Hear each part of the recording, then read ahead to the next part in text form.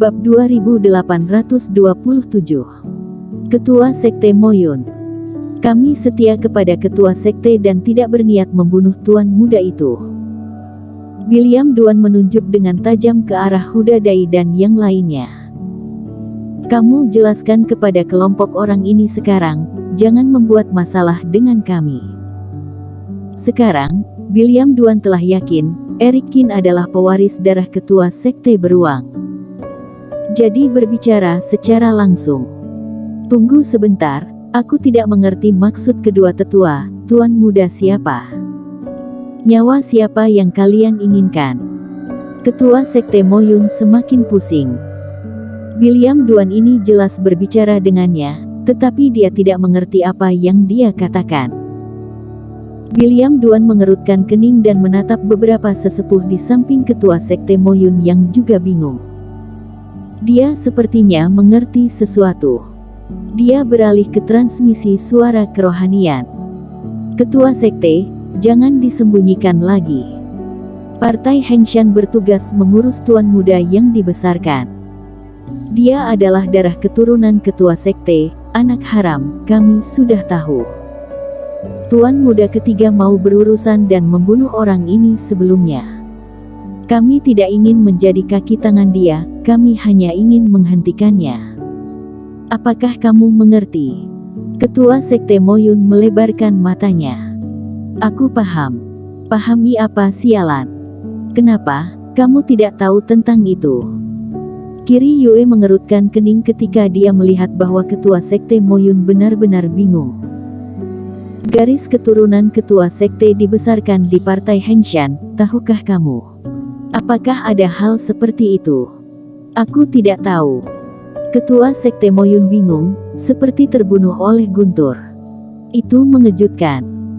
Ketua sekte beruang ternyata memiliki garis keturunan di luar, dan itu ada di wilayahnya, dan dia tidak mengetahuinya sama sekali. Dan Huda Dai ternyata diam-diam menyetujui permintaan rahasia ketua sekte, dan dia tidak mendengar suara sedikit pun. Apakah mulutnya begitu pandai menyimpan rahasia?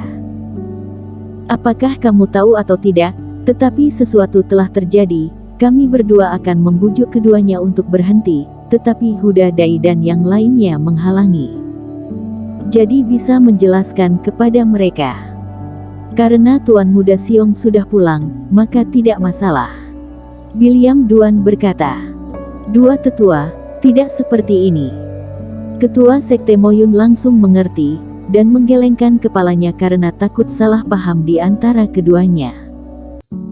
Tuan Muda Siong memang sudah kembali, tetapi baru setengah jam yang lalu, dia teleportasi kembali ke sini dan terbang dengan tatapan membunuh. Bagaimana bisa? William Duan dan Kiri Yue hampir muntah darah. Mereka berdua baru sedikit rileks, tetapi ketua sekte Moyun membuat mereka tersentak lagi. Sando Siong memang karakter pendendam, dan dia menderita kerugian sebelumnya. Ini adalah adegan untuk membalas dendam. Jika keduanya benar-benar bertemu, bukankah kedua tuan muda ini akan mati atau terluka? Kemana dia pergi? William Duan berteriak keras. Di sana. Ketua sekte Moyun menggigil dan menunjuk ke arah itu. Kejar. William Duan berdua tersentak dari tanah dan terbang tiba-tiba. Bahkan Huda Dai dan yang lainnya tidak bisa mengurusnya. Selama setengah jam, tidak tahu seberapa jauh Sando Siong berlari, diperkirakan hampir bertemu Eric Kin. Dua penatua, tunggu aku. Mengantisipasi bahwa sesuatu mungkin tidak baik, ketua sekte Moyun juga segera terbang. Kalian pergi bersamaku. Sisanya, urus orang-orang ini.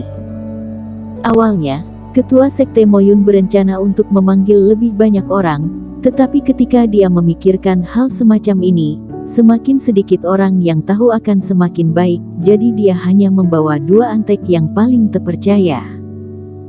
Penatua Wu, apa yang terjadi dengan mereka? Mengapa aku tidak bisa memahaminya? Huda Dai yang diikat oleh tali spiritual tampak kusam ketika dia melihat satu persatu kultivator terbang menjauh. Bukankah orang-orang ini mau menyusahkan Tuan Muda Siong? Bagaimana bisa membawa mereka ke Sekte Moyun, dan sekarang mereka terbang dengan tergesa-gesa? Apa yang terjadi? Sekte Moyun adalah sekte bawahan dari Sekte Beruang Darah. Ketua sekte, aku tidak tahu. Penatua Wu berkeringat deras dan juga sedikit bingung. Biarpun dia pandai menyusun strategi, sekarang dia juga tidak tahu apa yang terjadi. Belum lagi mereka, bahkan ketua sekte Moyun ternyata dibutakan. Dia merasa ada banyak hal aneh dalam masalah ini, tetapi William Duan berkata dengan sangat percaya diri, dan dia tidak bisa tidak mempercayainya. Tepat ketika William Duan dan yang lainnya terbang keluar, mencari Sando Siong dan Eric Kin. Sando Siong terbang cepat dengan wajah dingin di jalur pegunungan yang luas. Dia memegang tempat pendupaan perunggu di tangannya, dan sebatang dupa dimasukkan ke dalamnya, dan gumpalan asap melayang perlahan, memandu arah Sando Siong.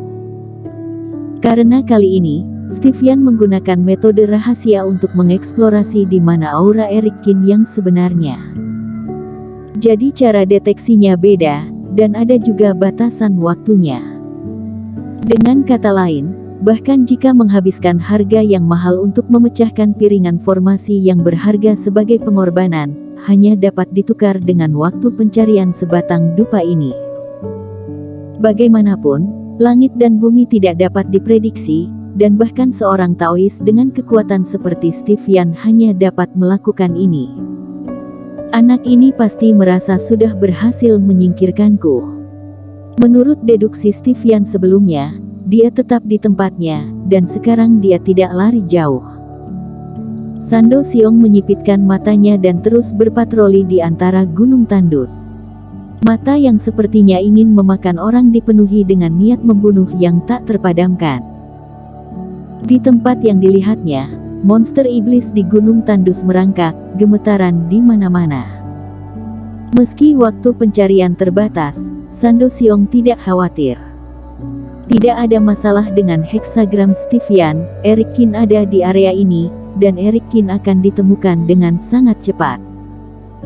Bahkan jika Eric Kin ditemukan saat dupanya habis terbakar, kali ini sama sekali tidak mungkin baginya untuk melarikan diri.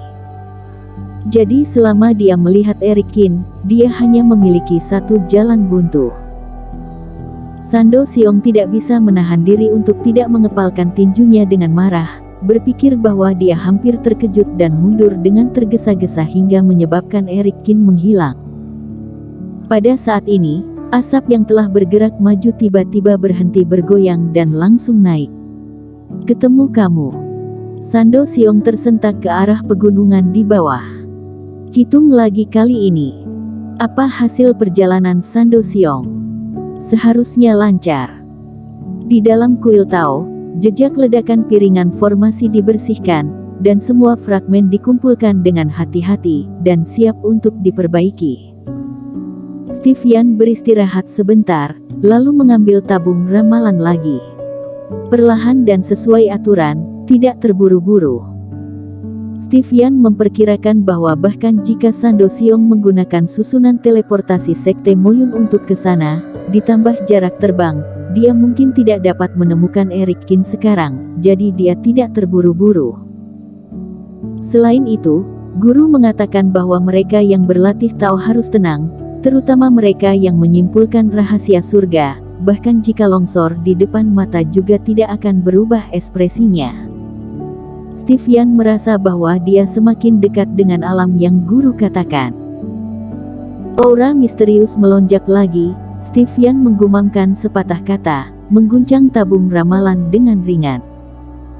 Kemudian, slip ramalan jatuh di piring emas ramalan lagi. Stevian meremas jari-jarinya dan melihatnya, menatapnya, meletakkan slip ramalan, dan dengan cepat melihatnya lagi. Buset! Angin dan awan cahaya di wajah Stevian menghilang dalam sekejap, dan ada dengungan di kepalanya, seolah-olah guntur dan kilat menyambar tubuhnya. Ekspresinya penuh dengan luar biasa. Bahkan tabung ramalan yang dipegang di sisi lain jatuh ke tanah secara tidak sadar. Jelas, ranahnya belum mencapai tingkat yang disebutkan oleh Taois naga harimau sama sekali. Karena ramalan tertulis dengan mengesankan, bencana besar. Artinya Sando Siong akan mengalami bencana hidup dan mati selama perjalanan ini. Ada yang tidak beres. Terakhir kali itu adalah bencana kecil, kali ini adalah bencana besar. Bersambung.